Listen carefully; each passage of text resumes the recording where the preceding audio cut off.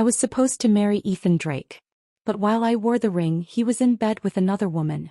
He thought I'd stay quiet, desperate to be a Drake.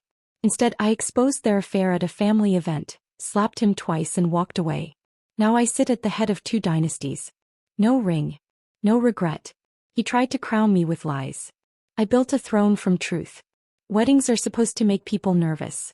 But mine was making people weird. My fiancé Ethan Drake had gone from emotionally unavailable corporate machine to giddy schoolboy overnight. It was strange. Suddenly he cared about centerpieces, flower arrangements, what shade of cream the tablecloths were. That man couldn't even tell beige from white 6 months ago. Something didn't add up. It started last week when he began coming over every night, grinning like someone who had a secret and couldn't quite keep it in. He smiled too much. Touched me like he hadn't seen me in years. Kissed my collarbone like he meant it. Ethan never meant anything. At first I chalked it up to nerves. Maybe he was finally coming around. Maybe by some miracle he'd realized I was more than just a convenient family alliance. But last night changed everything. I was brushing my hair before bed when I noticed the balcony door was open. A voice murmured outside, low but tense. Not Ethan's typical clipped, professional tone.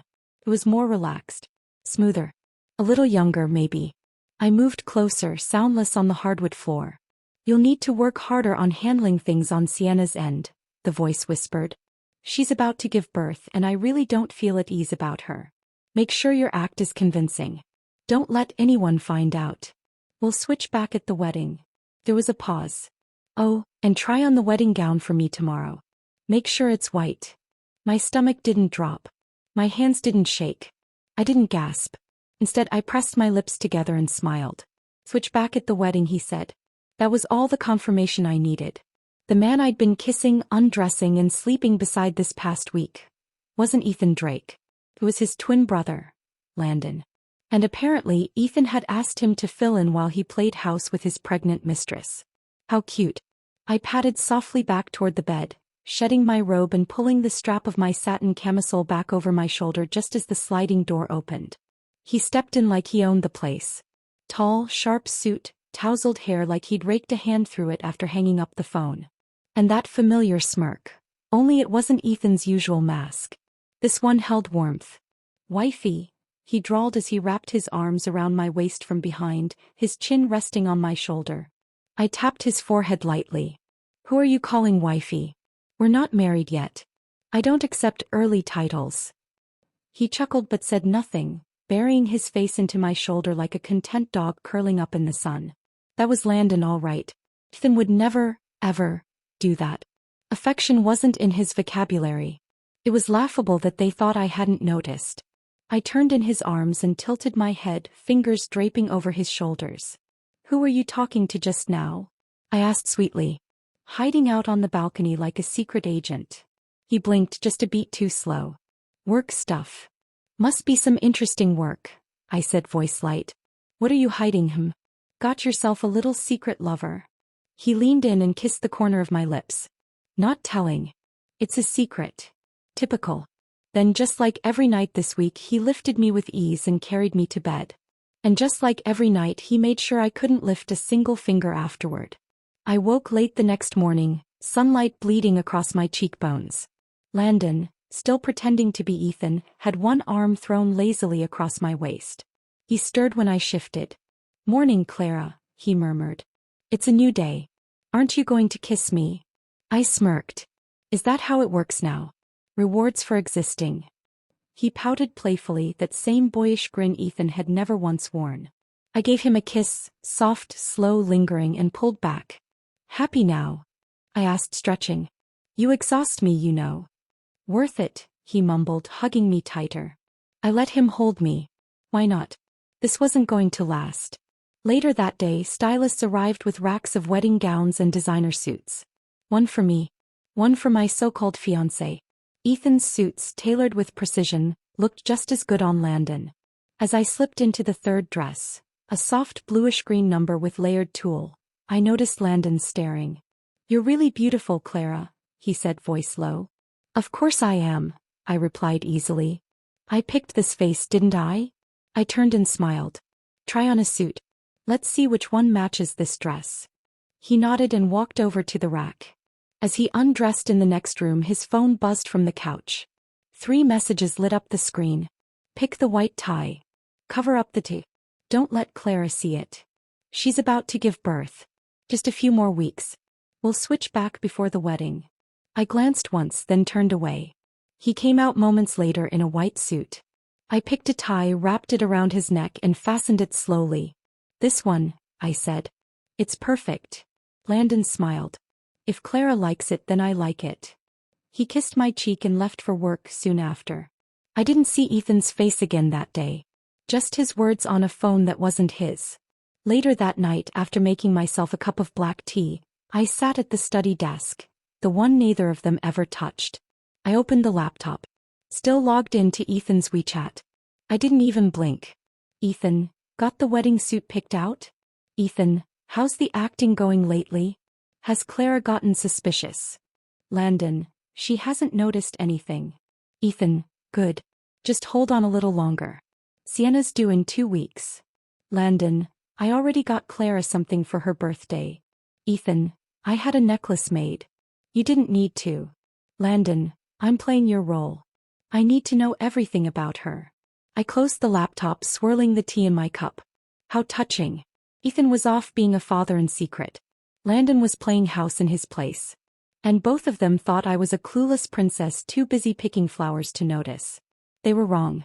The only one being played was Ethan.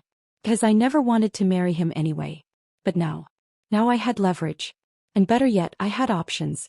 If there's one thing weddings are good for, besides showing the world what version of yourself you've decided to sell, it's exposing who's pretending a little too hard. Landon Drake, currently impersonating my fiancé Ethan, had slipped into the role so convincingly that even the stylist didn't blink when he referred to me as his bride. But I could see the difference in every detail. Ethan touched me like I was porcelain. Landon touched me like I was fire. And I was content to let him burn. The stylists wheeled in racks of dresses that morning. Couture gowns from 5 different designers, each one worth more than some people's mortgages. There was a whole separate rack of tailored suits, all perfectly measured to Ethan's exact frame. Landon, of course, fit them without issue. They were twins after all. He lounged on the chaise while I stepped into the first gown. A sleek white satin number with hand-beaded applique. It shimmered under the lights. You look incredible, Landon said, sitting up straighter. I turned to the mirror and tilted my head. It's not bad. A little too traditional, maybe. Try the one with the open back, he suggested. The one with the pearl spine chain. He remembered what I'd liked from the mood board. Ethan never bothered to glance at it. When I returned in the second gown, a champagne-colored sheath dress with illusion lace, Landon stood up and walked around me slowly, his gaze lingering on my exposed shoulder blades. You're back, he murmured, voice husky. You're going to kill someone at the ceremony. Hopefully just one person, I said sweetly, meeting his eyes in the mirror. He blinked and chuckled. You've always had a sharp tongue. He had no idea. The third gown was the winner, a tulle and silk blend in a soft ivory blush. As I stepped out of the dressing area, I caught his expression shift. He didn't speak right away. Just stared. As if seeing me in white caught him off guard. Wow, he finally whispered. You look like your brother's future wife? I offered, the edge in my voice paper thin. Landon looked at me, but not with guilt. Something else shimmered behind his eyes. Hunger, maybe. Regret. Or something more dangerous. He walked over and took my hand, then lifted it to his lips, pressing a slow kiss against my knuckles. You look like a woman no man deserves. I smiled just faintly. Flattery, Mr. Drake? Be careful. I might believe it. He grinned. You'd be better off believing me than him. There was a slip, a hint, an admission. I held his gaze a moment longer, then turned. Let's try on your suits. We moved to the second room where the suits were displayed like armor in a royal dressing chamber. I picked 2, one in classic black with satin lapels, the other in bone white linen. Try both, I said, handing him the ties. Let's see which one makes you look more like someone worth marrying. He gave me a crooked smile and took the suits without argument. As he changed behind the partition, I walked over to the couch where his phone was charging, face up. I wasn't planning to snoop. I didn't need to. The screen lit up with a message preview. Ethan, Pick the white tie. Cover up the tea. Don't let Clara see it. I let out a small, humorless laugh. They were still playing this game like I didn't know I was the chessboard. Another message buzzed in. Ethan, she's about to give birth. Just a few more weeks. We'll switch back at the wedding. My fingers itched to open the full chat, but I didn't. Not yet. That would come later. Landon stepped out wearing the black suit, shirt crisp, collar starched, tie undone. You look sharp, I said. Only sharp, he teased. I walked over and looped the black silk tie around his neck, fingers slow and deliberate. Sharp enough to cut. I tightened the knot, stepped back and looked him over. This one. Definitely this one. He raised an eyebrow. Not the white. I've had enough white lies for one engagement. His eyes flickered. He left soon after with a quick kiss to my cheek and the excuse of a business meeting. I watched the door close behind him, then made my way into the study. The one room in the apartment neither twin ever touched. Ethan had used it once weeks ago when he needed to host a Zoom meeting. He never bothered to log out of his WeChat. A careless man in love might forget to clear a chat history. A careless man managing 2 women and 1 twin impersonator? He forgets everything. I tapped the laptop open. It was still logged in. Bingo. Ethan, Landon, thanks again. I owe you big for this.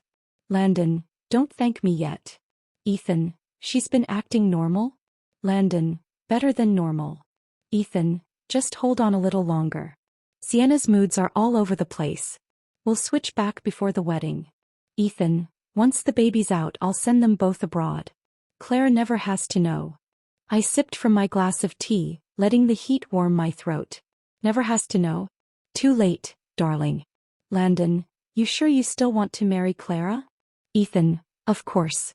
She's the real deal. Olivia was just a stupid mistake. Sienna. Olivia. Mistake. I kept reading.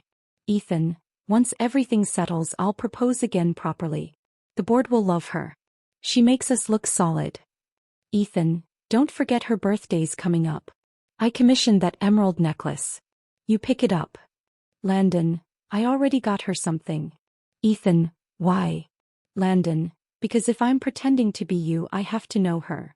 I sat back slowly, closing the laptop with a soft snap. Landon was falling for me. That much was obvious. But what he didn't know was, I'd already made my decision. Neither of them deserved me. But one of them might still be useful. That evening Landon came home with a small wrapped box. Emerald green ribbon. I accepted it with a grateful smile and a kiss to the cheek, never once mentioning the message I read hours earlier. Is this game? This lie? It was mine now. There's a kind of magic in wearing revenge like a dress.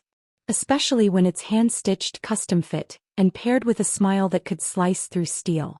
Mr. Theodore Drake, Ethan and Landon's grandfather, was turning 70, and the Drake family spared no expense. It was less a birthday party, more a parade of legacies and power. Politicians, billionaires, and socialites flowed into the ballroom like caviar and gold. Everyone was watching. And I was ready. My heels clicked in deliberate rhythm against the marble floors as I entered the Grand Astoria ballroom. I wore an off-shoulder gown the color of antique champagne, with a high slit and a dramatic train that whispered behind me. Jewels sparkled at my collarbone. My hair was swept into a low twist, not a strand out of place. The Bennett family's presence was already newsworthy. But tonight I wasn't just here as Clara Bennett. I was here as his fiancée. The crowd parted just enough as I moved toward the banquet hall's heart, all polite nods and murmured greetings. I spotted the familiar cluster of Drakes first. Mr. Theodore seated at the center table like a crowned emperor. To his right were a handful of distant cousins and executives from Drake Enterprises. The brothers hadn't arrived yet. Perfect. I made my way to the dessert table, eyeing a miniature eclair when a flash of white fabric caught my eye near the cake tower. Not just white, maternity white. Soft, elegant, and unmistakably designed to flatter a third trimester figure. She stood there nibbling on a strawberry tart, laughing quietly with one of the older women. Long brown hair. Porcelain skin. Pregnancy glow. So this was Sienna Moore. Ethan's secret. His pregnant little lie. Up close she was exactly as described, refined, innocent-looking, a touch too rehearsed. I could see why Ethan thought she was the safer bet.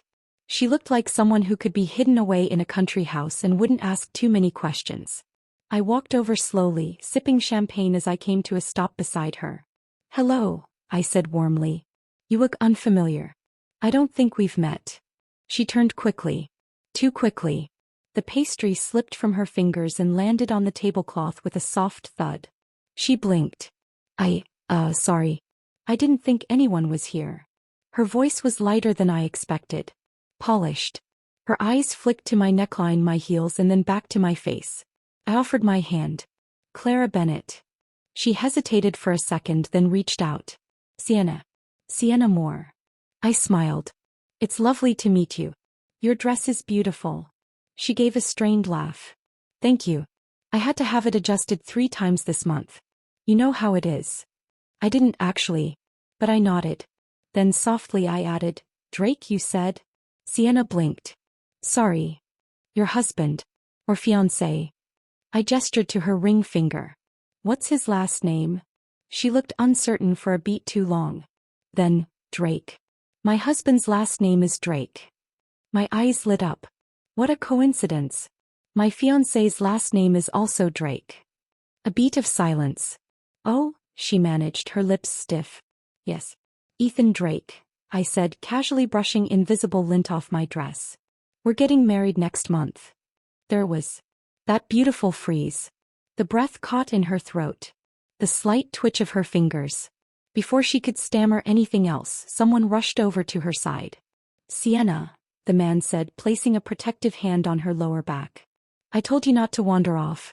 What if someone bumped into you?" I turned. There he was. Ethan Drake. The real one. For a man juggling 2 women and an unborn child, he looked impressively composed. But his eyes betrayed everything. Guilt. Panic. Recognition. And then horror. Because he saw me. And I was already smiling. "Darling," I said, pivoting toward the sound of polished shoes behind me. Landon Drake appeared right on cue. He was dressed in a black tuxedo, tie slightly loose, hair immaculately styled. He walked straight to my side, placed one hand at the small of my back and kissed my cheek. "You look devastating," he murmured. I tilted my head and gave Ethan a coy glance. "Funny," I said. "You two really do look alike." Landon chuckled. "Family resemblance." I turned to Sienna, then back to Ethan, pretending not to notice the tension coiling like wire between them. "Landon, this is Sienna Moore," I said sweetly. "She's married to a Mr. Drake as well." Landon's brow lifted with perfect theatrical confusion. "Wow. Small world." Ethan's jaw clenched.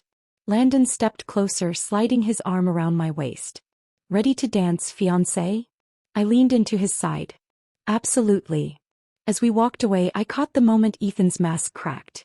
His lips parted, and for a second I thought he might say something. But he didn't. Not with this many people watching. Not with Sienna standing right there. We stepped onto the dance floor as the string quartet shifted into something soft and romantic. Landon took my hand without hesitation, guiding me into a smooth waltz. He was an excellent dancer. Confident, attentive, effortless. "You know," I whispered as we turned, "you've gotten very good at pretending." He smiled. "Who says I'm pretending?" I arched a brow. "You're doing a damn good job then. Even Ethan looked like he believed you were me." "Maybe I'm not pretending," he said again, spinning me. "Maybe I really am your fiancé." A few onlookers clapped at the grace of our dance. Someone near the head table muttered, "They look so perfect together." I heard another guest whisper, "That's Ethan Drake and his bride-to-be, right?" I didn't correct them. When the song ended, Landon dipped me gracefully and kissed my hand as the crowd applauded. I made sure Ethan had a front row view. He was standing at the edge of the dance floor, eyes burning holes through both of us. His fists were clenched, his mouth a tight line. Sienna hovered beside him, saying something I couldn't hear. But I didn't need to. This wasn't about what they were saying. This was about what they were losing.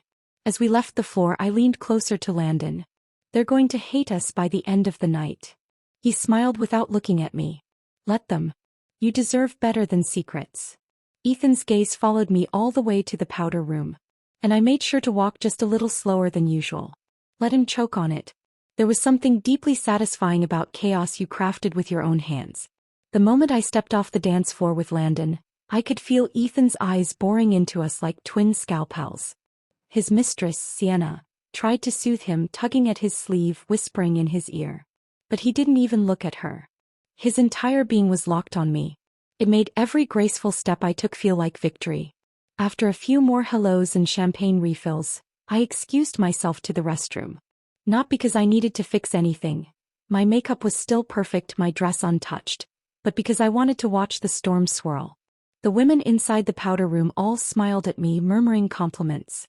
I returned each one with a polished nod, then stepped out quietly and lingered in the hallway outside the ballroom. And just as I predicted, I heard it, muffled voices rising in tension around the corner. I moved silently toward the source, hiding behind a gold-plated column. "You're supposed to stall her, not fall for her," Ethan hissed. "You're getting too comfortable." Landon's voice was calm. "She's smart, Ethan. Too smart to believe this little game of yours forever." "She doesn't know," Ethan snapped. "She still thinks I'm the one showing up every night. That I'm the one buying her gifts, dancing with her." "You really think that?" Landon let out a quiet laugh. "You're more delusional than I thought." Pause. Then a sharper edge crept into Ethan's voice. "You're enjoying this too much," he said. "You think I don't see it? You like touching her, sleeping beside her. You've forgotten your place." "No," Landon replied coolly. "I finally realized it." Silence. I almost smiled. "You're not switching back," Ethan said. "No," Landon said again. "Then I'll do it myself," Ethan growled. "You think she's yours? She's not. She never was." That's when I made my entrance. I turned the corner like I'd just stumbled upon them by accident, champagne glass in hand, cheeks flushed from wine and performance. "Ethan." I slurred sweetly, on purpose of course. "Landon." They both turned, their expressions flipping like cards in a magician's hand. Ethan froze mid-step. Landon's jaw tensed. I blinked, weaving slightly. I think I had too much. "Baby, take me home." I dropped my glass onto a nearby table and all but collapsed into Landon's chest. His arms came around me instantly, steadying me. I buried my face into his collarbone just enough to avoid seeing Ethan's rage fully, but I could feel it. "You're drunk," Ethan said, stepping toward me. "I'll take her." Landon shifted, shielding me. "I've got her. She's my fiancée tonight, remember?" "Don't push it, Landon." "I'm not." "You are." Their voices were low but full of voltage. If anyone overheard, the dam would burst. Still tucked against Landon's chest, I murmured, "Can we go home now?" That one line nearly did Ethan in. I heard his breath catch. Saw his fists clench from the corner of my eye. "Please explain to grandfather," Landon said over my head, his voice smooth as silk. "Tell him Clara wasn't feeling well." And with that he swept me into his arms in full bridal style and turned, walking us straight out of the banquet hall. My head lay against his shoulder, but my eyes opened just enough to glimpse Ethan's face as it crumpled in on itself like a collapsing building. Outside, the valet rushed to bring the car. Landon held me carefully like I might shatter, or maybe like he already had. "You weren't actually drunk, were you?" he asked as the car pulled up. I tilted my head back and gave him a smug smile. "You think I'd waste a buzz on that snake?" He chuckled, sliding me gently into the back seat. "You really don't miss. And you really don't mind being used." "I do," he said. "But not by you." Back at my apartment, he followed me in without needing an invitation. He dropped his jacket over the arm of the couch and loosened his tie. I stood by the window watching the skyline flicker. "He came by, you know," I said without turning around. Landon's footsteps paused. "Ethan." "Yesterday morning." Walked right in like nothing ever happened. I turned slowly, letting the silk robe I'd changed into shift over my shoulders. Tried to convince me it was still him. Landon's eyes flickered. "He didn't fool me," I added. "Neither did you, by the way." "Not for long." He stepped forward, gaze unreadable. "Then why are you still letting this happen?" "Because it entertains me." "You don't do anything just for fun, Clara." He was right. I didn't. I crossed the distance between us and reached up to unbutton the top of his shirt. "Tell me something, Landon." "What?" "Do you ever forget who you're supposed to be?" He didn't answer. Instead, he leaned in and kissed me, hard, deep, as if he'd been holding his breath all night. His hands gripped my waist like he was anchoring himself to reality. But I wasn't offering him safety. I was the storm. I tugged him toward the couch and he followed, letting me straddle him like a throne. His lips moved to my throat and I leaned in close, brushing my mouth against his ear. "Ethan," I whispered. He stilled. I smiled. He looked up, eyes sharp now. "Don't call me that." "Why not?" I asked, voice light. "It's who you're pretending to be." "I'm not pretending right now," he said, each word clipped. I leaned in, licking the edge of his jaw. "Then who are you?" His grip tightened on my waist. "You know who I am," he said, breathless. "And you like it." Maybe I did. Maybe I liked being the one they all tried to own when I belonged to no one. He kissed me again, rougher this time, but I pulled back just before we could lose ourselves completely. "You can stay," I said, brushing his cheek. "But only if you remember your role." His voice was low. "Which one?" I leaned in and whispered, "The one who's losing control." By the time I entered the Drake Estate's drawing room, the weight in the air was almost theatrical. Every chair around the long table was filled, Drake family elders, board advisors, household staff. But the man who dominated the room wasn't seated. He stood, cane planted firmly like a sword in battle, his expression cut from iron. Mr. Theodore Drake. Landon was already inside, standing near the window, his hands calmly folded behind his back. I didn't look at him. Not yet. My heels clicked sharply on the stone floor as I stepped forward and bowed my head lightly. "Grandfather," I said with just the right amount of tremble in my voice.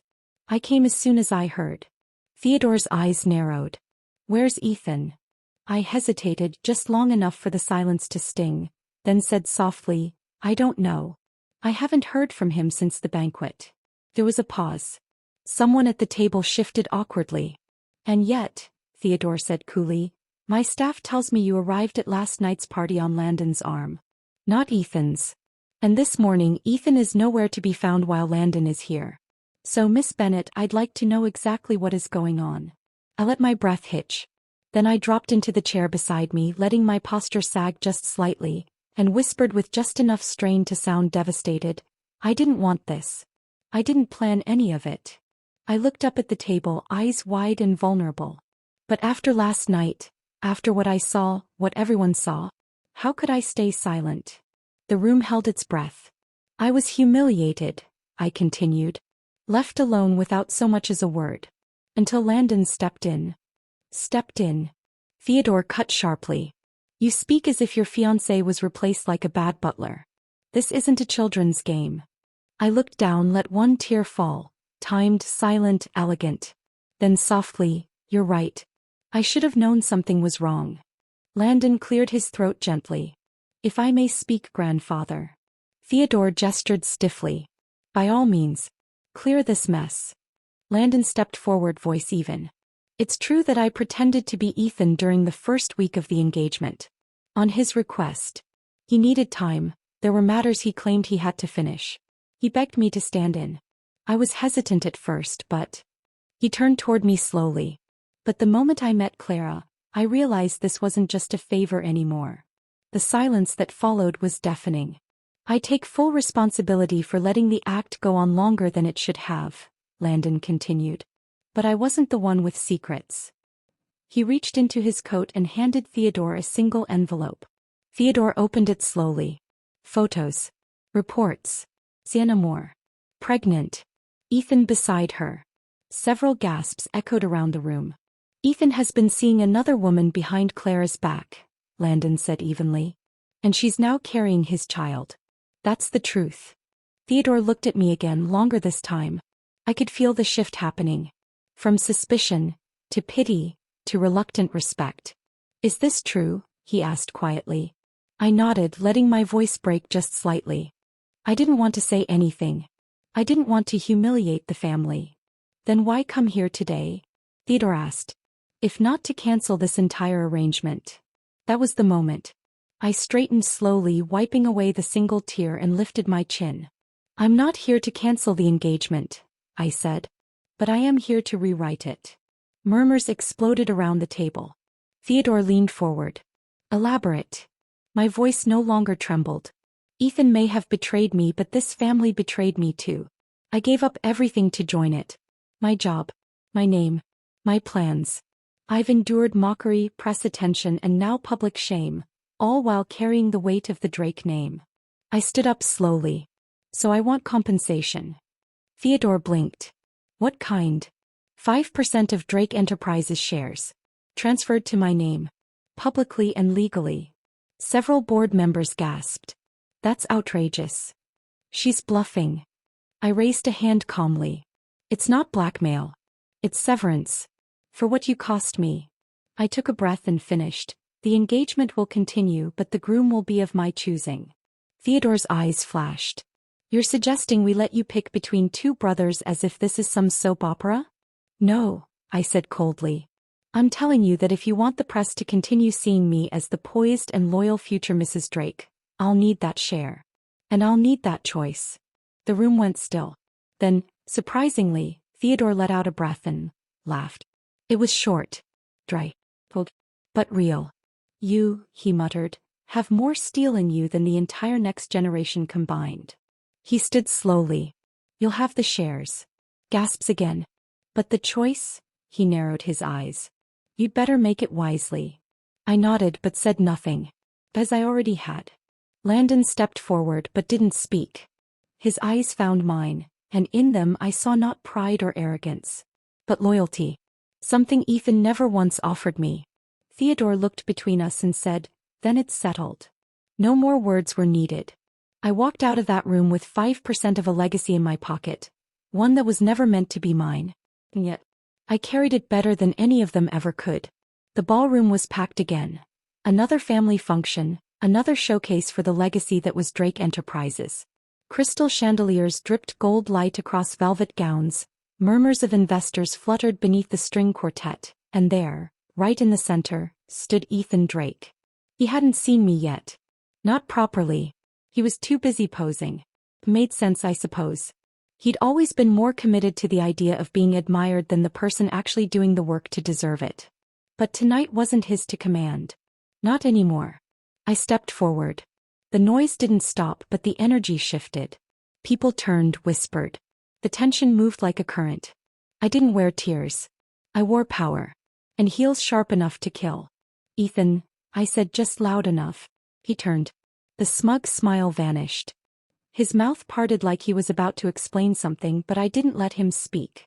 I slapped him. Hard. A collective gasp rippled across the crowd. His hand flew to his cheek, but before he could say anything I did it again, harder. His head turned with the force of it, and this time people actually took a step back. You don't get to apologize, I said, my voice steady even as his face flushed. Clara, he choked, grabbing for my hand, please listen. I yanked it back. Oh, now you want me to listen? I asked, taking a step closer. After lying to my face. After parading Sienna Moore around like some sordid secret. After trying to use me to polish your image. Ethan's eyes darted around. He realized then this wasn't a private confrontation. It was public. Deliberately so. He stepped forward, lowering his voice. We can fix this, please.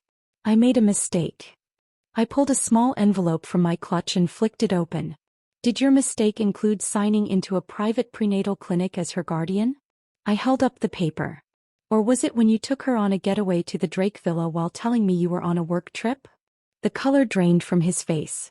A few people gasped as they peered at the photo prints now in my hand. I didn't care if they stared. I wanted them to see. I can explain. No, I said sharply. You can grovel. You can cry. You can make every speech in the world, Ethan. But you can't erase what's already public. He tried again, his voice more desperate now. Clara, I love you. Then you should have chosen me. My voice cut through the hum of whispers. You had me. All of me. But you wanted more.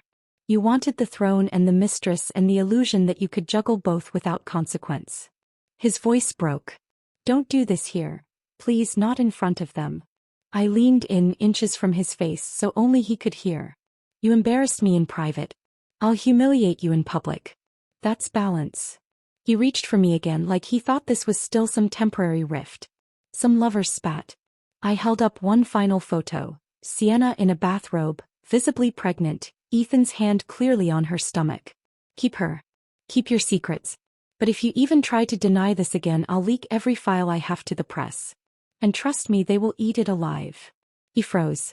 His hand fell away. The audience had grown. Landon was there now too, standing silently near the back. Our eyes met, briefly. He gave nothing away. But I felt the support in his stillness. I turned back to Ethan. This engagement is over, I said loud and clear. Formally. Publicly. Permanently. Clara. You were never going to be my future, I finished. You just delayed the man who was. With that, I turned chin high, spine straight, and walked away. No second glance. No hesitation. Just heels tapping against marble and the sound of a legacy burning behind me. Let them stare. Let them talk. Because tonight I didn't just break an engagement. I ended an era. The sound of my heels echoed through the stone hallway like a war drum. One beat for every lie I'd burned. I didn't stop until the ballroom doors were out of sight, until the laughter and gasps and whispers fell behind me like discarded masks. I should have felt victorious. I should have felt something. But instead I just felt hollow. Until I heard footsteps catching up to mine. Clara. I didn't stop walking. If you're here to defend him, don't. Landon's voice came quietly behind me. I'm not. The air shifted. I paused at the top of the staircase and turned. He stood a few paces back, hands in his pockets, eyes unreadable. No pity. No apology. Just that same stillness he always carried. Like he'd been built to endure storms while others drowned. What do you want, Landon? He took a slow step forward. To tell you something. Something I should have said before the engagement ever started. I raised an eyebrow. You going to confess now? After standing silent for months. I didn't stay silent because I didn't care, he said, voice firmer now. I stayed silent because I cared too much. I laughed, humorless. That makes no sense. It does, he said, stepping closer. It will. There was something in his eyes, not soft, not desperate, but deliberate. You think I didn't notice you from the first moment you walked into the estate? He said. Ethan may have been the one chosen to marry you, but I was the one watching every time you lit up a room. You didn't even know my name yet, and I was already memorizing yours. I froze. You want to know why I agreed to pretend to be Ethan for a few days? He continued. It wasn't just loyalty to my brother. It was selfish. It gave me a chance to stand next to you, even if you thought I was someone else. You're saying you what? Fell in love with me before I even knew who you were. He didn't blink. Yes. The hallway grew quiet. I crossed my arms, trying to steel myself against the sudden ache pressing against my ribs. That doesn't make what you did okay. I know, he said softly. But I need you to know this too. He rolled back the cuff of his shirt slowly, exposing his forearm. There where I remembered Ethan's tattoo used to be, the family crest near the wrist, was only smooth skin. Faint traces of a laser scar. No ink. No mark. I had mine removed, Landon said. My eyes widened. What? When Ethan asked me to impersonate him, I didn't want you to find out by accident. So I had it taken off before you saw it. I wasn't planning to lie. But when you looked at me like I was him, I didn't stop you. I stared at the skin on his arm. Proof of a decision that had nothing to do with convenience and everything to do with protecting a secret he should never have agreed to keep. Why would you go that far? Because I knew I was going to fall deeper, he said. And I wanted you to choose me, not because of a tattoo, not because of a lie, but because you saw me. Silence stretched between us. My heart pounded, not in panic this time, but in recognition. I saw now what I hadn't let myself see before. Every moment he'd stood just a little too close. Every time he let Ethan take the credit while he stayed in the shadows. Every time his eyes met mine and lingered. You really love me, I said quietly, more to myself than to him. Landon stepped forward slowly, not assuming. I do. I turned fully to him now, chin raised. My walls were still up. I couldn't afford to let them fall completely. Not yet. Then prove it. His brows lifted, but he said nothing. If you want me, I said, you're going to have to fight for it. For you. No, I said. For the legacy. His jaw tightened. You want me to fight Ethan? I want you to take what he threw away, I said. He had the company, the name, the inheritance. and he was willing to risk all of it for a mistress. I stepped closer. You said you watched me. Then you know I'm not just someone to be admired from afar. I'm someone to be built beside. He nodded slowly. I want the Drake legacy, I said. And I don't want to inherit it through marriage. I want to seize it. And I need someone who's not afraid to fight. Landon's voice was low now, firm. And if I do, if I stand against him, claim what he thought was his, then maybe, I said, I'll let you stand beside me. A moment passed. Then he extended his hand, palm up. Then let me be your weapon. I stared at it, not with hesitation but with clarity. Then I placed mine in his. Not with softness. With intention. When I took Landon's hand in the corridor that night, I wasn't accepting a lover. I was accepting a weapon. The man I once thought I'd marry had become my enemy. The man who had stood in his shadow now stood at my side. I didn't need Ethan's name to survive. I would reclaim my own, and I would carve my future with the man who had the strength to build, not destroy. The storm began the very next morning. Mr. Theodore Drake called an emergency executive meeting, an event so rare, it sent half the board into panic before their coffee finished brewing. The entire Drake family was summoned, and for once, everyone showed up. Ethan came in first, still clinging to whatever tatters of charm he thought could save him. His jaw was bruised where I'd slapped him. His shirt looked like it hadn't been properly pressed. Even arrogance needs polish, and he'd clearly run out of both. I entered after him, wearing cream silk and steel determination. And Landon followed.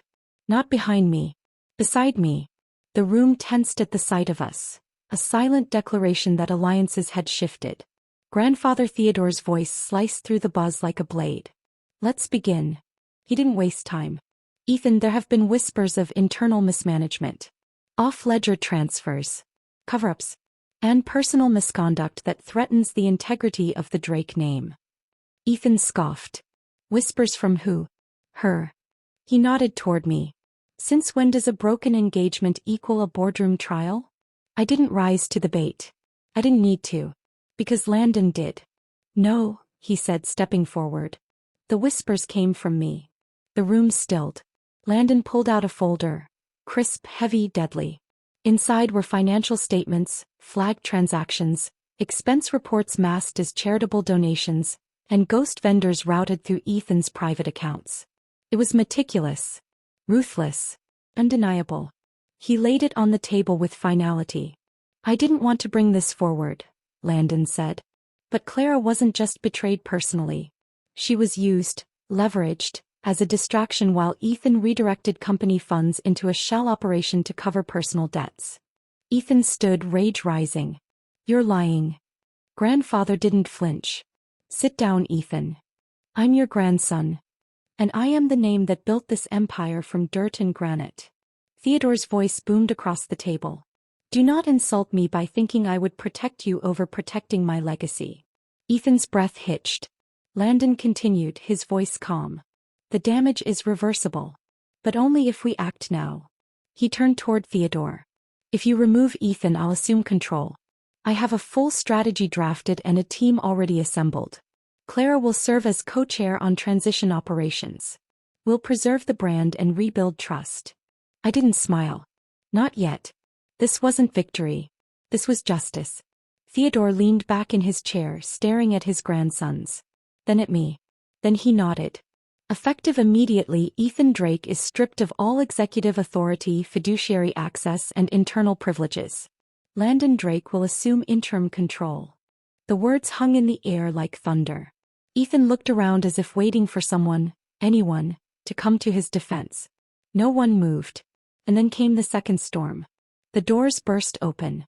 Sienna Moore stormed in, round-bellied and red-lipped, clutching her designer bag like it was armor.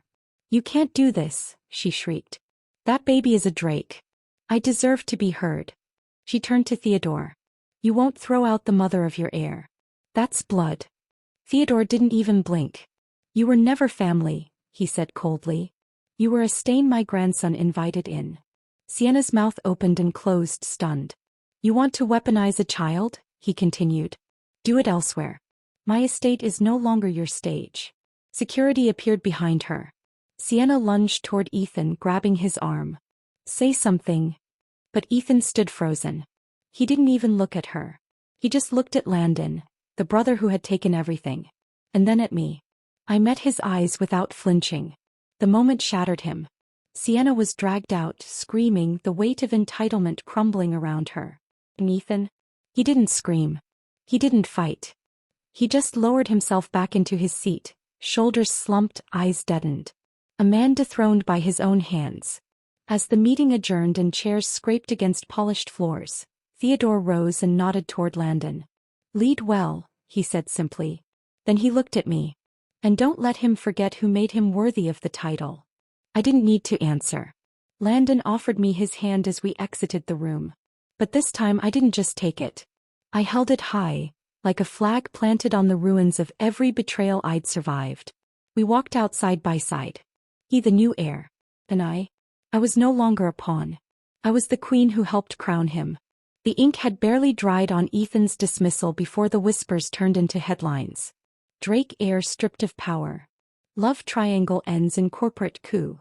From fiancé to queenmaker. Who is Clara Bennett? I didn't read the full articles. I didn't need to. I'd lived every word. The days that followed were filled with transition meetings, media silences, and contracts reshuffled with Landon's signature instead of Ethan's. Theodore, true to his word, had stepped aside, his throne passed on not by bloodline alone but by merit. But then came the knock I should have expected, yet somehow still dreaded. It came not at the estate, but at my apartment. The one I hadn't returned to since walking away from Ethan. I opened the door. And there she was. Sienna Moore. No camera-ready lipstick. No expensive heels. Her designer bag was gone, replaced by a worn canvas tote. Her hair was pulled into a limp bun, her face pale and tired. She looked nothing like the woman who once strutted into the Drake estate demanding recognition. Just a woman who had lost everything. Clara, she said, voice raspy. Please. I didn't invite her in. She stepped inside anyway. I wouldn't be here if I had any other choice, she started, eyes darting around like a caged animal. I've lost access to the cards. The accounts. Ethan isn't answering my calls. I leaned against the doorway, arms crossed. Not my problem. I'm pregnant, she said, one hand resting dramatically on her stomach. With the last Drake heir. Surely you don't want this baby to suffer. I raised an eyebrow. Is that supposed to move me? Her jaw clenched. I'm not asking for much. Just enough to leave quietly. No lawsuits, no interviews. I'll disappear. You'll never see me again. And the price of that silence? I asked. She hesitated. 200,000. Actually laughed. You want me to pay you for sleeping with my fiancé and stealing from his family? Her voice cracked. I made a mistake. No, I said, stepping closer. You made a choice. Repeatedly. In hotel rooms, company lounges, and my own damn kitchen. You played mistress while pretending to be queen. Her face flushed. You think this baby doesn't matter?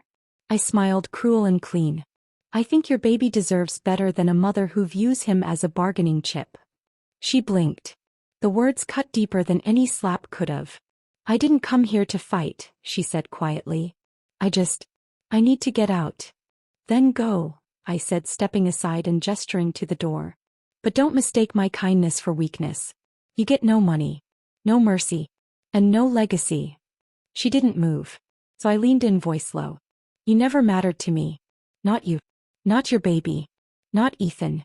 You were a passing phase in his pathetic midlife crisis. I never fought for him, only for myself. And now I'm standing. Where are you?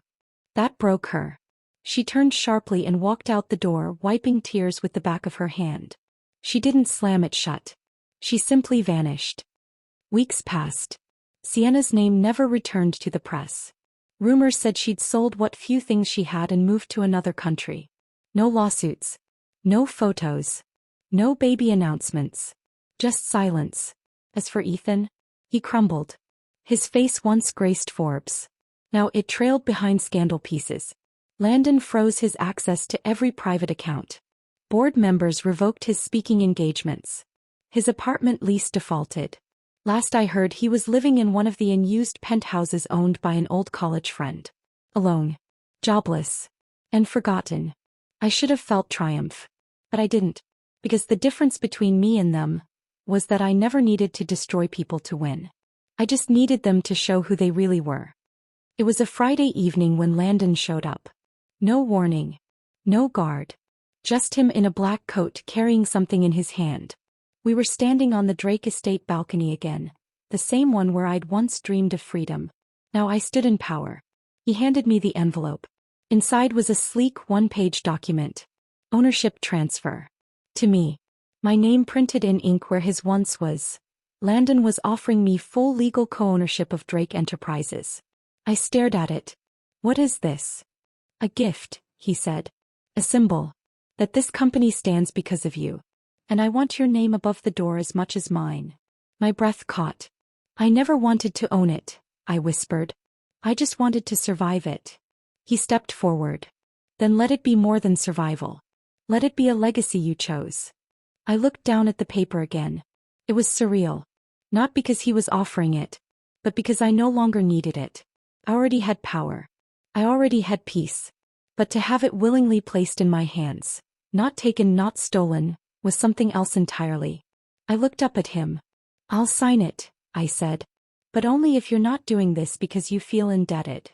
I'm doing this, Landon said softly, because you turned everything broken into something beautiful. Including me. I reached out, took his hand. The stars above us blinked quietly as if nodding in approval. I had once been just a name on a ring. Now I was a name that built empires.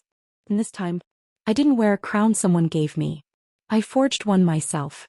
A month after signing the co-ownership agreement, I found myself at the top floor of Drake Tower, sipping lavender tea out of a custom mug that said, Phew, fiancé. Occasional assassin.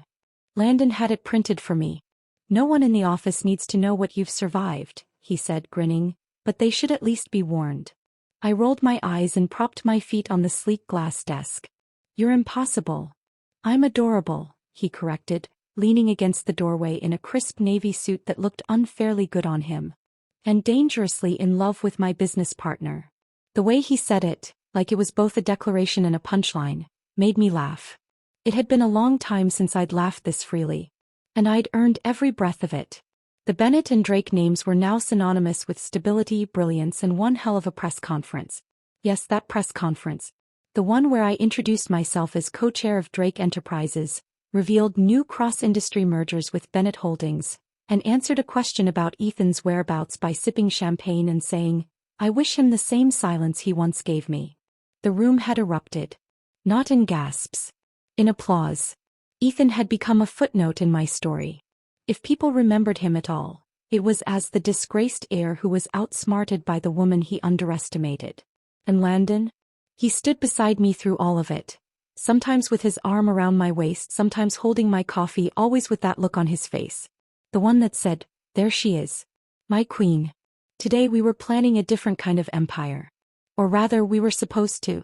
I told you I'm not wearing the tiara, I said as Landon returned with the prototype box. But it's symbolic, he argued. You're a queen. There should be a crown. I'm a queen because I run boardrooms, not because I sparkle. He opened the box dramatically anyway. Inside was a small silver crown with Boss Babe engraved in cursive. I blinked. You did not. He gave me a smug smile. I absolutely did. Come on, just try it on. One photo. You're unbelievable. You already said that, he said, stepping closer and gently placing it on my head before I could protest. And yet here I am. Eternally loyal. I raised an eyebrow. Eternally. He dropped to one knee. No ring. No cameras. No crowd. Just him in my office looking up at me like I was the only thing that ever made sense. I pledge everything to you, Clara Bennett, he said softly. Not because you saved me, but because you never needed me and still chose me. My throat tightened. I knelt down to meet him, forehead to forehead. And I pledge this, I whispered, to never let you forget that I don't marry boys. I cupped his jaw. I marry kings. His grin broke out so fast it made me laugh again. Then I guess I better start acting royal. You already do, I said. Minus the dad jokes. Blasphemy, he gasped. My dad jokes are majestic. We held a small celebration that weekend at the Bennett Vineyard. just close friends, family, and a sunset that looked like it had been filtered by the gods. Mr. Theodore Drake even showed up. He pulled me aside after the toast. "You know," he said, swirling his bourbon, "I never expected to be dethroned by someone with better hair than me." I laughed. "You taught me everything," I told him. "No," he said, eyes sharp. "I gave you an obstacle. You taught me how legacy works now." He turned to watch Landon laughing with my cousin across the terrace. "He's better with you," Theodore murmured. "And frankly, so are we all." At one point, Landon and I snuck away into the cellar. "Remind me why we're hiding from our own party?" I asked as he guided me to a candlelit corner. "Because I want 5 uninterrupted minutes with the woman I plan to annoy for the rest of her life." "Annoy?" I teased. "That's your promise?" He pulled me into him. "Okay, fine. Annoy, protect, challenge, support, and love. Happy now?" I pretended to think. "Add wine supplier and we're talking." "Done." We kissed, slow and certain. The kind of kiss that didn't ask for anything. The kind that promised everything. Later that night, when the guests had gone and I stood alone on the balcony, I looked out over the estate. The same place where, a year ago, I had been paraded around as Ethan's almost wife. The same place I'd been humiliated, betrayed, used. Now it was mine. Not because I married into it, but because I earned it. The wind picked up, brushing my hair back as if clearing my view of the future. No ring on my finger. No title on my desk. Just power. Peace. And someone who loved me not for my name, but for my fire. Landon came up behind me, wrapped his arms around my waist. "Penny for your throne room thoughts?" he asked. I leaned into him, smiling softly. "I don't need a crown," I whispered. He rested his chin on my shoulder. "I know. But if I did," I added with a smirk, "I'd make you polish it." He laughed into my neck. "You're already impossible, Your Majesty. I learned from the best." And as the moon rose over the vineyard, lighting the fields in silver, I stood there, crownless, yes, but never powerless. The end.